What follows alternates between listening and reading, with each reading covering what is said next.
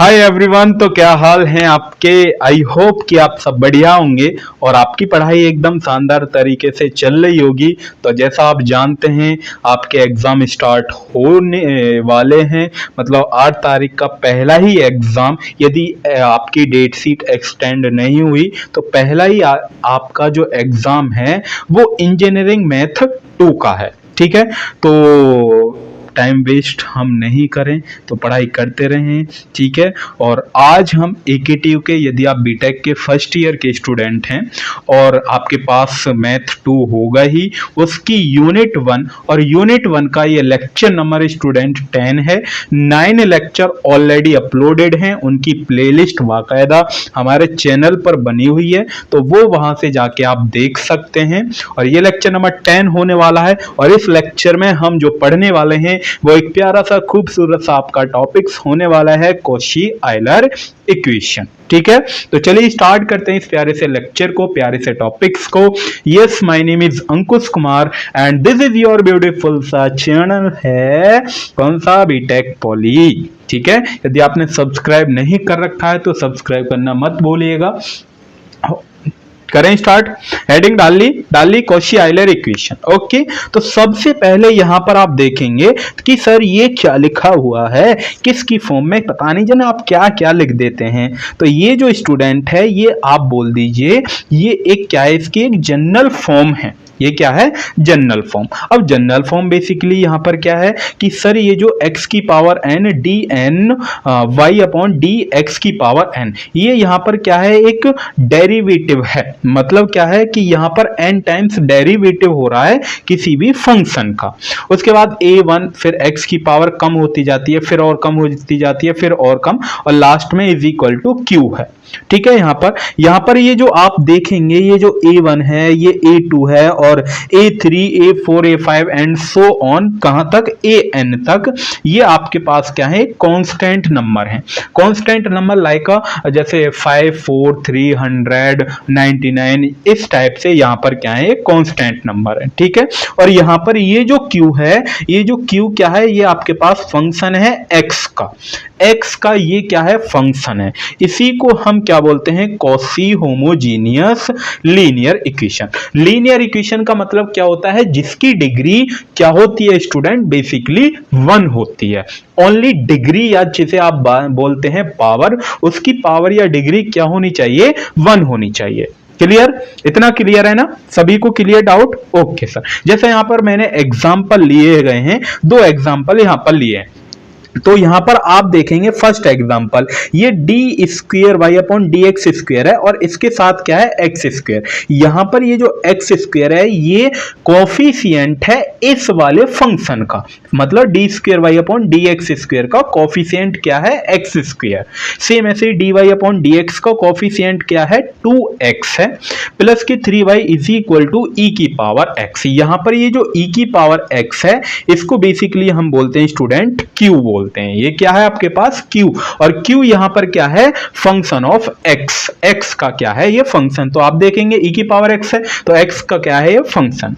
Same ऐसी example number 2 लिखा हुआ है, तो ये भी एग्जांपल नंबर 2 सेम किसका एग्जांपल है, कॉशी आयलर इक्वेशन का। Is that clear. ओके, अब हम बात करते हैं कि सर हमारे सामने, चलिए हमारी बात समझ में आ गई कि कॉशी आयलर बेसिकली इक्वेशन क्या होती है। अगर सर हमें क्वेश्चन दे दिया जाए तो उस क्वेश्चन को हम करेंगे कैसे अटेम्प्ट करेंगे, उस क्वेश्चन को करने का तरीका बताइए ना हमें, इससे क्या ही लेना है। अगर 2 मार्क्स में पूछ लिया जाता है तो तब आपको ये लिख के आनी है, बट यहां से एक क्वेश्चन जरूर आपके एग्जाम में आता है, तो वो क्वेश्चन बिल्कुल भी स्किप नहीं करना है। ठीक है ना, अगर आप 2 क्वेश्चन आपको करवाएंगे और 4 से 5 क्वेश्चन आपको होमवर्क में देंगे, मतलब डीपीपी आपको मिलेगी, तो वो आप सॉल्यूशन देख सकते हैं, या फिर इनका सॉल्यूशन हम आपको अपनी महा मैराथन में प्रोवाइड कराएंगे। ठीक है ना। ओके, तो यहां पर आप देखेंगे क्वेश्चन को सॉल्व करने के कुछ स्टेप्स हैं। स्टेप नंबर 1, कहीं पर भी आपको x दिखाई दे तो उस x की जगह e की पावर z रखना है। अगर कहीं e की पावर z दिखाई दे तो उसकी जगह x रखना है। क्लियर, इसको सो दैट अगर हम दोनों तरफ लॉग लें तो यहां पर log x हो जाता है और ये आपके पास क्या हो जाएगा, z हो जाएगा। तो z is equal to log x होता है बेसिकली। ठीक है, अब यहां पर ये जो हमने आपको लिख लिया, तो इसको आपको करना क्या है कि यहां पर आपको कहीं पर भी x dy अपॉन dx दिखाई दे, ये x dy अपॉन dx दिखाई दे, तो उसकी जगह कैपिटल dy रखना है। बेसिकली यहां पर ये जो d है, इस d को बेसिकली हम क्या बोलते हैं, d अपॉन dz बोलते हैं, d अपॉन dz बोलते हैं। अगर कहीं पर भी x square D square Y upon D X square हो तो उसकी जगह ये रखना है आपको। सेम ऐसे ही अगर x की पावर 3 है और D Q Y upon D X की पावर 3, तो उसकी जगह आपको ये रखना है। क्लियर, इतना कंसेप्ट क्लियर है। अब ये आता कैसे है, एक बार यहां पर आप देखिए, यहां D Y upon D X लिखा है, तो इस D Y upon D Z multiply D Z upon D X. ठीक है, तो सेम ये जो टर्म है ये आपके पास सेम है, और D Z upon D X की जगह वन अपॉन एक्स लिखा है, और यहां आप देखिए ये जो x है, इस x को इस तरफ भेजेंगे तो x D Y upon D X, और ये आपके पास टर्म जो है वो सेम है। जब ये सेम है तो हमने बेसिकली क्या कहा है, ये d अपॉन डी जो z है इसकी जगह आप क्या रखना है, कैपिटल D रखना, और ये y यहाँ पर क्या बच जाता है, सेम। तो आप देखेंगे ये जो टर्म है, ये टर्म यहाँ पर क्या है, सेम। तो यहाँ पर ये हेंस प्रूव्ड हो जाती है कि हाँ, जो भी ये जितनी भी वाली टर्म, ये जो 3 टर्म है यहाँ पर, अगर इनकी जगह इस साइड यदि आपको ये टर्म दे रखी है तो ये आपको रखनी होंगी। ठीक है, क्वेश्चन में स्टेप नंबर 1 इतना क्लियर है। ओके सर, इतना तो क्लियर है, कोई भी प्रॉब्लम हमें है नहीं बेसिकली। ठीक है, आफ्टर द सब्स्टिट्यूशन, जैसे ही आप इन वैल्यू को रख देंगे, जब आप इन वैल्यू को रख देंगे, रखने के बाद जो आपके पास जो होमोजीनियस लीनियर इक्वेशन थी, डिफरेंशियल इक्वेशन थी, वो कन्वर्ट हो जाती है linear differential equation with constant coefficient. जैसे हमने लेक्चर नंबर 9 में हमने पढ़ा था, तो उस टाइप में ये कन्वर्ट हो जाएगी। उसके बाद जैसे हमने प्रीवियस मेथड से CF और PI निकाल रहे थे, तो सेम ऐसे ही आपको CF और PI निकालना है। ठीक है, इन टर्म z, बट हमें आंसर तो किसकी फॉर्म में चाहिए, x की फॉर्म में चाहिए, तो उसको x की जगह रिप्लेस करना होगा e की पावर z से। ठीक है, या फिर z is equal to log x लिखना होगा, तो जहां पर आपको जो आंसर मिलेगा वो x की टर्म में मिल जाएगा। बात क्लियर, इतना क्लियर है ना, कंसेप्ट समझ में आया। ये स्टेप नंबर 2 और स्टेप नंबर 3, तो 3 स्टेप्स हैं इसके। सबसे पहले आपको जहां पर भी क्वेश्चन दे रखा हो, क्वेश्चन से आइडिया हो जाएगा, क्वेश्चन लेंगे हम, क्वेश्चन स्टार्ट करते हैं और ज्यादा समझ में आ जाएगा। ठीक है ना, बिल्कुल भी घबराना नहीं है, ऐसा नहीं है यहाँ सर पता ही नहीं जन क्या बक रहे हैं आप, क्या ही पढ़ा रहे हैं। ठीक है, ऐसा नहीं है। ओके, एकदम केयरफुली जो मैं पढ़ा रहा हूं उसको पढ़ते जाइए, अलग से कुछ भी पढ़ने की जरूरत नहीं है। गारंटी है इस बात की कि मैथ में आपके अच्छे मार्क्स लाना मेरा एम है। ठीक है, दिलवाना मेरा एम है। ठीक है, और अच्छे मार्क्स, ये नहीं है कि सर बस पास हो जाऊं, हाँ गिने चुने नंबर आए मेरे, नहीं, आपके अच्छे मार्क्स दिलवाना मेरा एम है। ठीक है, कि आप भी याद करें कि हाँ, कि अगर आपका कोई फ्रेंड हो, अगर कोई आपका भाई बहन हो, अगर वो भी कहीं पढ़ रहा हो, तो आप भी बोलें कि हाँ, अगर आप बीटेक कर रहे हैं, बीटेक का मैथ पढ़ना चाहते हैं, तो BTech poly by AK sir हैं, उनसे आप पढ़िए। तो बस मेरा एम ये है। ठीक है ना, ओके। तो यहाँ पर क्वेश्चन 1 लिखा है, ये आपको सॉल्व करना है। अब सॉल्व कैसे करना है, तो यहाँ पर ये आपको दे रखा है। ठीक है, कि हाँ सर बिल्कुल दे रखा है कि सर अगर मैं फर्स्ट वाली टर्म को देखूं तो ये फर्स्ट वाली टर्म है। ठीक है, उसके बाद ये हमने इक्वेशन नंबर 1 का नाम दे दिया जो क्वेश्चन ही है, इक्वेशन नंबर 1। तो put x is equal to e की power z so that z is equal to log x, z की जगह log x पुट आपको करना है। तो यहां पर आप देखिए x dy upon dx, x dy upon dx की जगह सेम ऐसे ही पहला स्टेप क्या था, dy, सेम ऐसे ही दूसरा ये स्टेप है, हाईएस्ट पावर d और dy, d-1 और y आपके पास, और मैंने लिख दिया यहाँ पर ये जो d है d अपॉन dz है। ठीक है, क्या किसी को कोई प्रॉब्लम नहीं सर, कोई भी हमें प्रॉब्लम नहीं है। अब ये जो जितनी भी वैल्यू है, ये जो 3 वैल्यू आई हैं, इन तीनों वैल्यू को, सॉरी ये जो आपके पास 2 या 3 जितनी भी वैल्यू हैं, इन वैल्यू को आपको इक्वेशन नंबर 1 में रखना है। जैसे आप इक्वेशन नंबर 1 में रखेंगे तो यहां पर आप रखेंगे ये जो टर्म आपको दिख रही होगी, इस टर्म की जगह आपको क्या रखना है, d-1y। तो d D minus one Y minus के, ठीक है। यहाँ पर ये X D Y upon D X D Y upon D X की जगह डी वाई रखना है तो डी वाई आपने रख लिया, और माइनस के 3y इज इक्वल टू, यहाँ पर ये एक्स स्क्वायर है तो एक्स स्क्वायर मतलब ई की पावर जेड का स्क्वायर, ई की पावर जेड का स्क्वायर।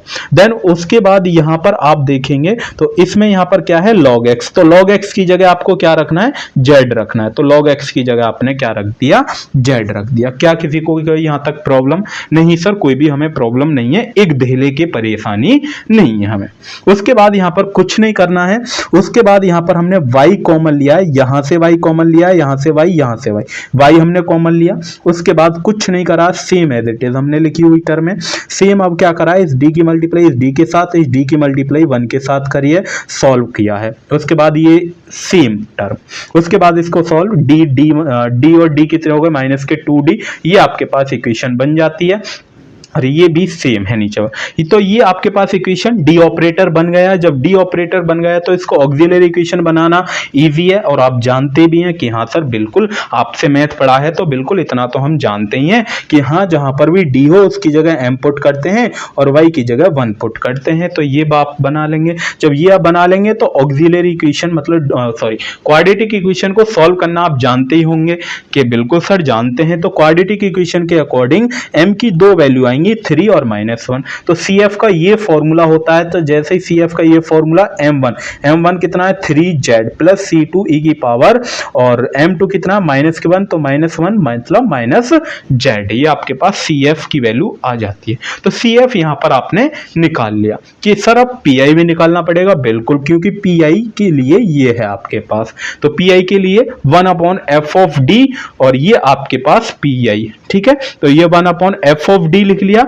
और ये आपके पास जो इधर साइड राइट हैंड साइड में है वो टर्म हमने लिख ली। अब ये जो टर्म है ये टर्म पहले बाहर जाएगी मतलब आगे आएगी, तो ये आगे आएगी, तो यहाँ पर ये 2z है, ये z नहीं है, ये एक 2 है और ये एक z है।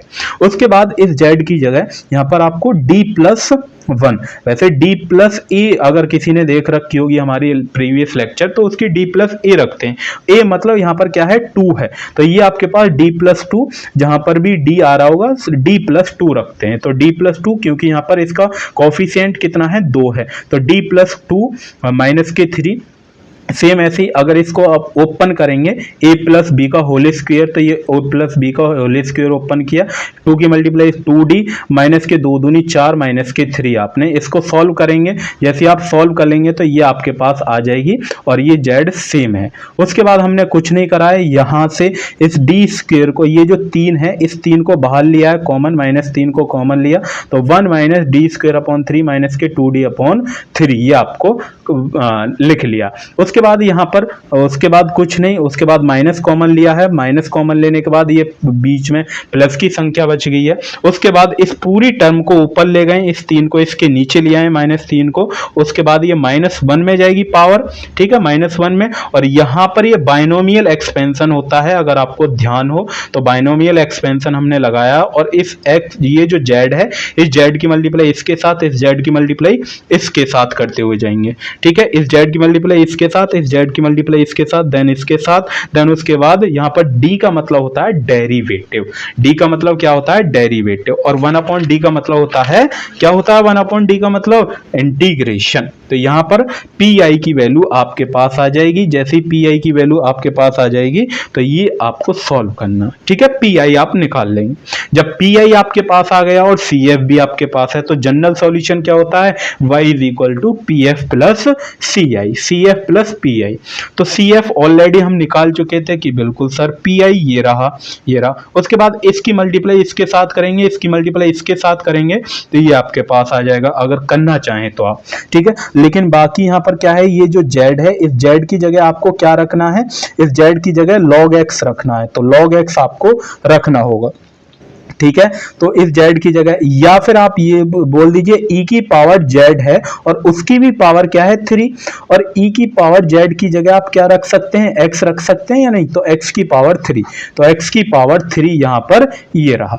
सेम ऐसे ही e की पावर -z है, ये e की पावर -z है, तो e की पावर ये z और उसकी भी पावर -1 ऐसे लग सकते हैं, तो x की पावर -1 हो जाएगा या नहीं, तो x की पावर -1 है तो इसको 1/x लिख सकते हैं या नहीं, तो इसलिए यहाँ पर 1/x आया हुआ है। तो सेम ऐसे ही यहाँ पर हमने ये टर्म भी लिख हुई है। तो इस z की जगह log x लिखा है, ये आप देखेंगे तो इस z की जगह log x है। उसके बाद बाकी टर्म क्या है, सेम। तो ये आपके पास जनरल सॉल्यूशन आता है। आई होप कि आपको ये क्वेश्चन नंबर 1 क्लियर हुआ थोड़ा बहुत, ठीक है। लेकिन कोई बात नहीं है, अगर 19-20% भी समझ में आया है तो बहुत ही बढ़िया बात है, ठीक है। बस कुछ नहीं है, फॉर्मूले हैं, मेन चीज है फॉर्मूला। अगर आपने स्टेप समझ लिए क्वेश्चन को करने के, ठीक है, 1-2 क्वेश्चन आप खुद से ट्राई करेंगे तो आ जाएगा समझ में। ऐसा नहीं है हार्ड, ज्यादा हार्ड नहीं है मैं, ठीक है।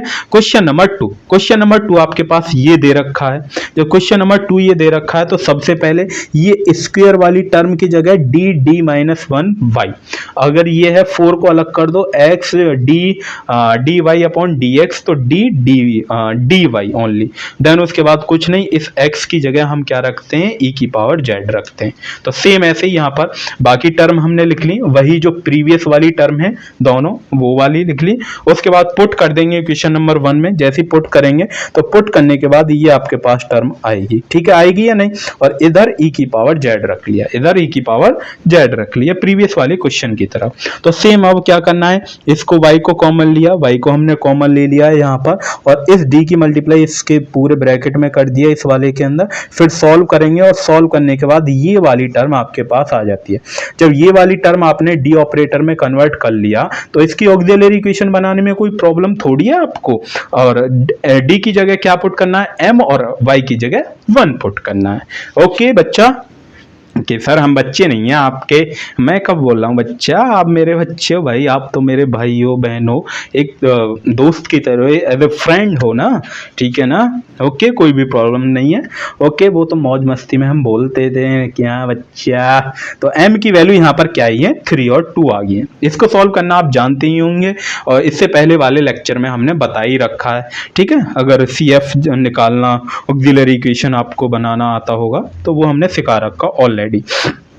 तो CF का ये फॉर्मूला होता है, तो CF के फॉर्मूले के अकॉर्डिंग वैल्यू को पुट करना है, पुट कर दिया। उसके बाद PI 1/f(d) fx, ठीक है, तो ये आपने लिख लिया। तो सेम यहाँ पर Q यहाँ पर होता है, बेसिकली इसको हम क्या बोलते हैं, Q बोलते हैं, ठीक है। ये आपके पास Q है, तो Q हमने लिख लिया। इस Q को बाहर लेके आएंगे यहाँ पर, तो यहाँ पर क्या है, e⁻z है, e⁻ क्या है, z, ठीक है। तो इसकी जगह क्या रखना है, 1, ओनली 1 पुट करना है। तो 1 का स्क्वायर माइनस d की जगह 1 और प्लस के 6, इसको सॉल्व करेंगे तो ये आपके पास आएगा PI। जब ये आपके पास PI आ गया, जब PI आपके पास निकल गया तो जनरल सॉल्यूशन क्या होगा, तो CF प्लस के PI आपके पास जनरल सॉल्यूशन होगा, ठीक है।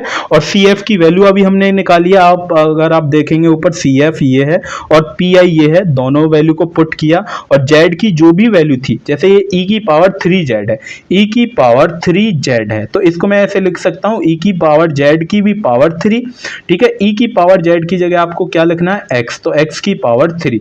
तो यहाँ पर आप देखेंगे तो x की पावर 3 यहाँ पर लिखा हुआ। तो सेम ऐसे यहाँ पर करेंगे x² और x²/2, ये आपके पास सॉरी x/2 है, ठीक है। ये x/2, क्योंकि e⁻z की जगह आप x रखेंगे तो x/2 आपके पास ये फाइनल आंसर है।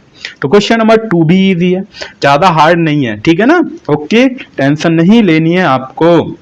चलिए अब क्वेश्चन नंबर 3 की तरफ चलते हैं।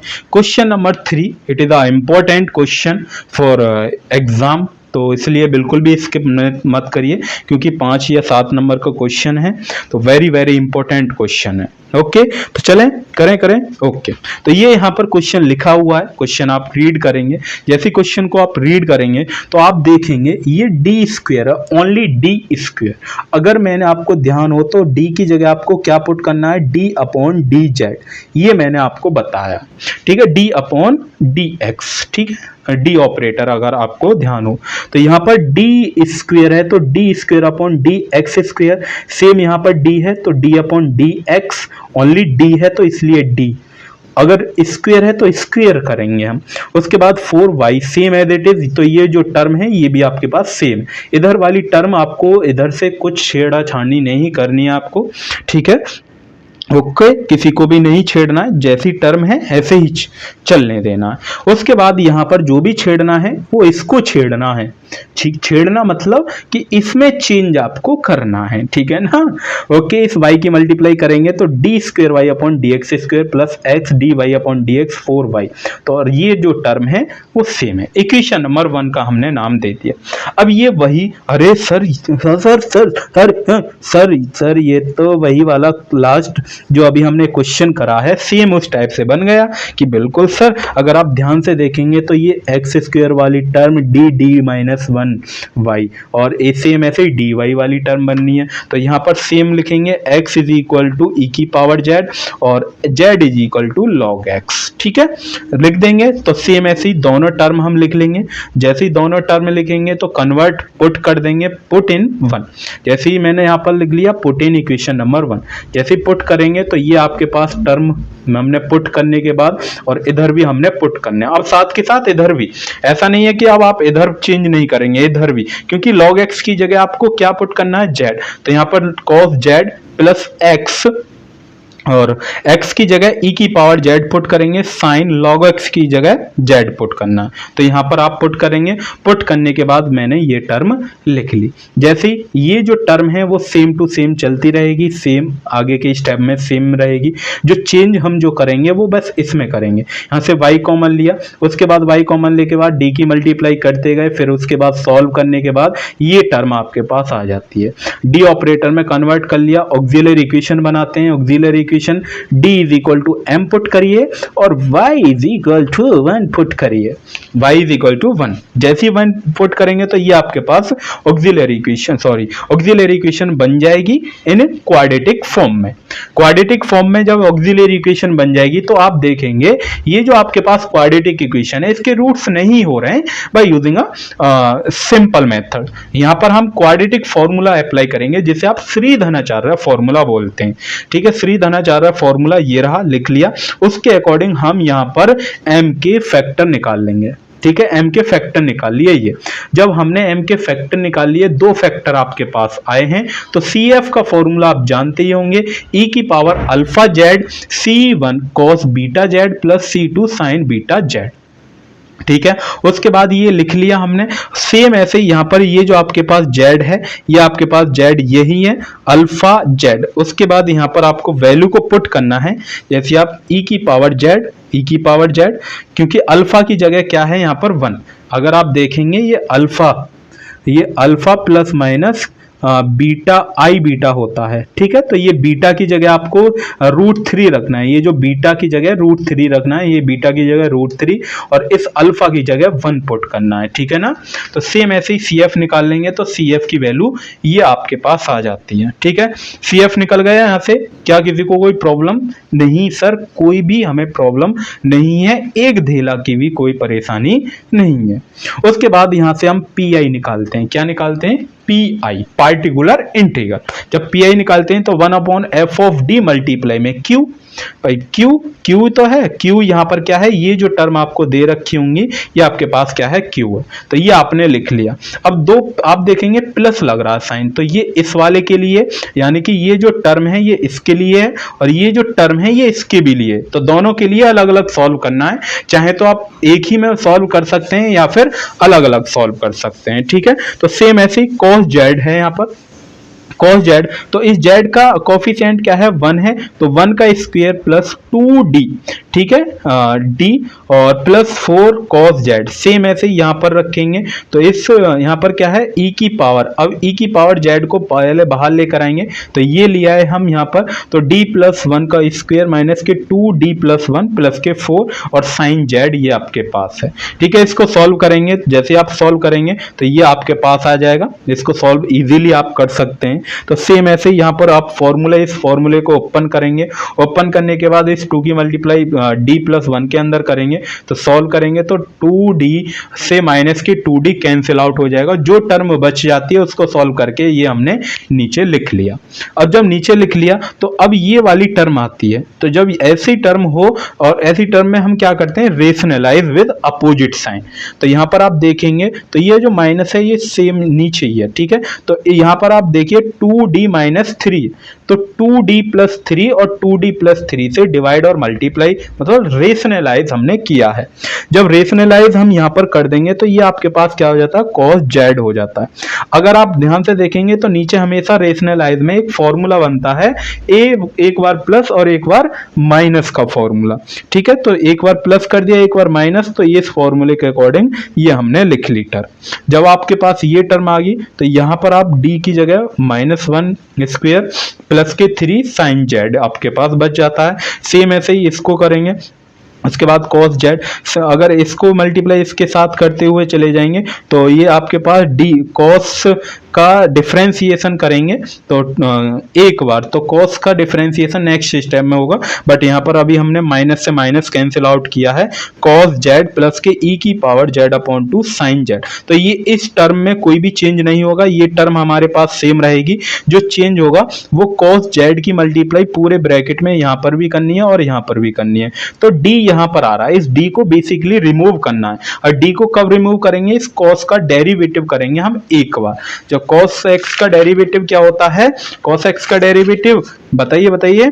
तो यहाँ पर हमने लिख लिया 2d cos z + 3 cos z/13, और ये जो टर्म थी वो आपके पास क्या है, सेम, ठीक है। अब यहाँ पर हमने बेसिकली क्या किया है, ये जो है 3 cos z वो आपके पास सेम है, और cos z का डेरिवेटिव क्या होता है, माइनस के sin x, ठीक है, माइनस के sin x।